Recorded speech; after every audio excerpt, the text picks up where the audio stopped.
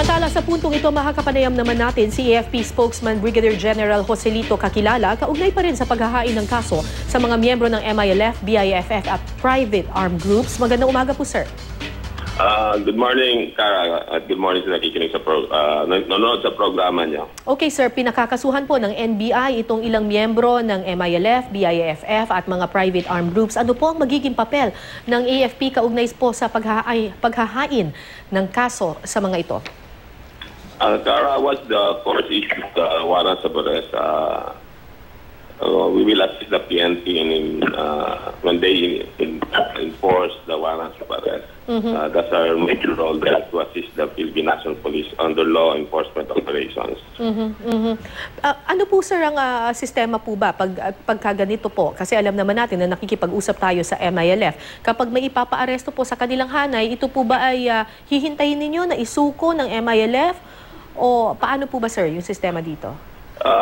It would be borne out from the coordination with the Philippine National Police and with the MILF, because the Philippine National Police will be the lead role in the enforcing of the warrants of arrest against those suspects, members of the MILF.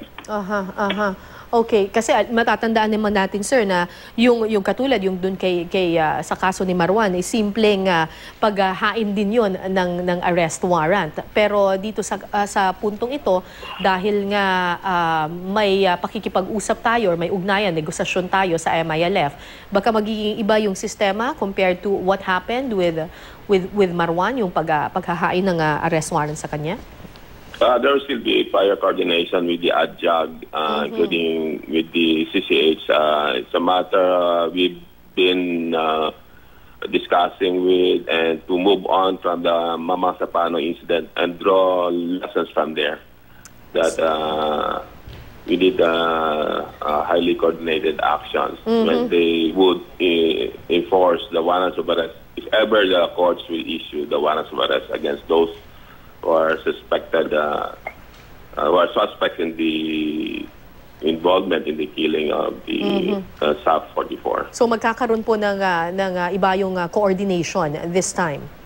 Yes, there will always be coordination on that aspect. Sinabi po rin kahapon, sir, ni AFP Public Affairs Chief Lieutenant Colonel Harold Cabunok na kaisa ng gobyerno ang MILF sa paghahabol sa mga nagkasala sa engkwentro sa Mama Sapano. Pero sa report po nila, wala pong kasalanan ng kanilang mga tauhan. Ano pong reaksyon ninyo dito, sir?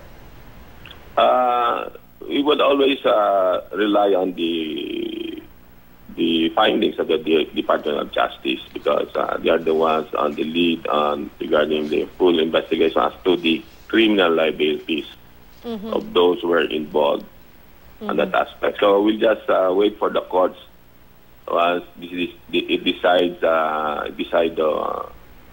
to issue the warrants of arrest on those who are being filed by those members of the BIFF, the FAS, including some members of the MILF, being suspects in the brutal deaths of the fallen SAF 44. Alright, maraming salamat po sa inyo, AFP spokesperson Brigadier General Joselito Kakilala. Thank you, Cara. Thank you, sir. Good day.